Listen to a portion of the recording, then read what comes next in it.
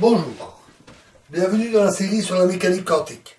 Donc la dernière fois, nous avions vu que si on avait un appareil S qui laissait passer plus S, un appareil T entièrement ouvert et un appareil S' qui laissait par exemple passer 0S, alors il n'y avait aucune particule qui ne sortait dedans, l'appareil ouvert n'ayant aucun effet, et le plus S0S donnant 0 particule à la sortie. Et à l'inverse, quand on filtre certaines particules, par exemple en laissant passer 0T, à ce moment-là, il y a moins de particules qui passent ici, et certaines passent ici. Donc le fait d'ouvrir complètement l'appareil fait qu'il y a moins de particules qui passent. Alors c'est typiquement un effet d'interférence, comme avec l'expérience de Young, où quand on avait une seule fente ouverte, on avait une certaine distribution des électrons ou des photons sur un écran, et quand on ouvrait les deux fentes, il y avait plus de particules qui passaient, et pourtant à certains endroits, il y avait des interférences, et il y avait moins d'impact. Cela est encore une manifestation du comportement typiquement ondulatoire des particules quantiques, et même des atomes, ici, puisque dans une expérience de Stern-Gerlach, on fait préférentiellement l'expérience avec des atomes. Alors, le fait qu'on ait ceci, je vous avais proposé d'y réfléchir un peu. Alors, je suppose peut-être que vous avez trouvé, nous avons tout en main pour savoir le faire. Les particules peuvent passer par 3 branches dans l'appareil T entièrement ouvert. Donc, il a une certaine amplitude de passer par plus T, 0T ou moins T. L'amplitude pour passer dans ce sens-là, c'est simplement, donc on écrit de gauche à droite, plus S plus T, et de plus T à 0S.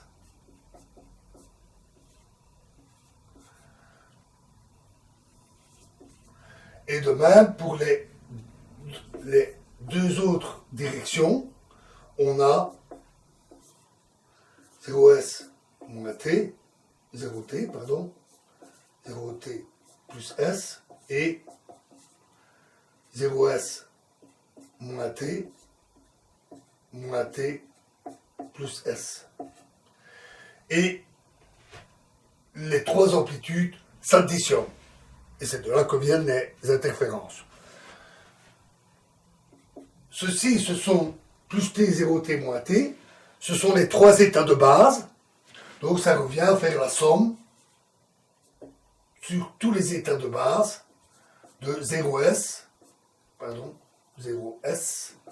I plus S. Et nous connaissons cette façon de décomposer une amplitude sur un ensemble d'états de base. Ceci est égal à 0S plus S. Et cette amplitude est égale à 0. Notons que chaque terme est différent de 0, mais la somme totale est égale à 0. C'est la manifestation de l'interférence. De même, dans le cas où ici, dans S', on laisse passer plus S, on a alors 0S, plus T, plus S, pardon. On prend plus S cette fois-ci, plus S, plus S, 0T, 0T, plus S, plus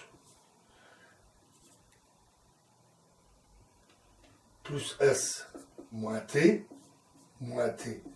plus S, et à nouveau, ceci est égal à plus S, qui est égal à 1. Donc, l'appareil, dans cette fois-là, n'a pas d'effet et toutes les particules passent. Voilà l'explication des phénomènes qui ont été observés et décrits. Notons qu'on peut aussi retrouver une autre relation que nous connaissons en comparant à la probabilité que une particule qui est dans l'état plus T se retrouve dans l'état plus S. On sait que dans ce cas-là,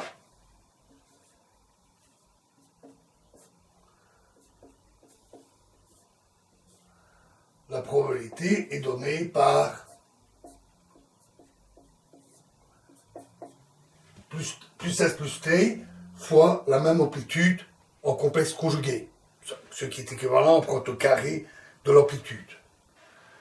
Si on prend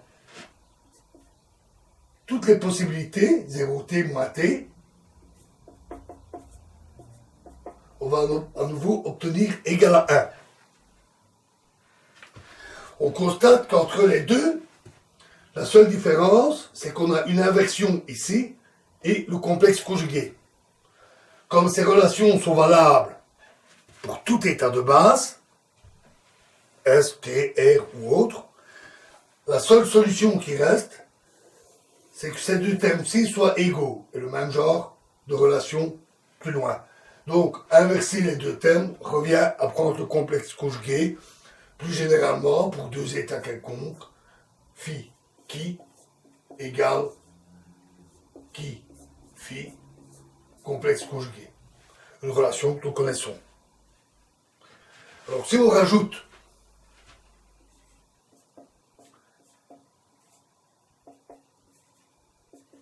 la relation pour les états de base, donc I, J sont des états plus moins 0 dans une base donnée, la base T par exemple, alors les amplitudes valent 0 ou 1, donc le symbole de Kronecker que nous avions vu, valent 0 ou 1 selon que les états sont identiques ou différents. Donc nous avons la décomposition, nous avons la relation au cas où on permute les états, et ceci pour les états de base. Avec ça, on a tout en main. On a tout ce qu'il faut pour résoudre et trouver la fameuse matrice qui permet de passer de S à T et comprendre les différents coefficients qui apparaissent dans cette matrice. Alors, dans la prochaine vidéo, on développera un peu ça et je vous donnerai la matrice complète, toutefois sans la démontrer. Au moins pour voir à quoi elle ressemble. Nous ferons l'analogie avec des vecteurs, mais sans démonstration. Nous démontrerons ça plus en détail en utilisant un cas plus simple. Le spin 1/2, où il n'y a que deux branches. Donc il y a moins de possibilités, c'est moins long et les calculs sont beaucoup moins compliqués. Donc nous verrons plus en détail avec le spin 1/2. Et ça sera dans les vidéos qui suivront. Je vous remercie.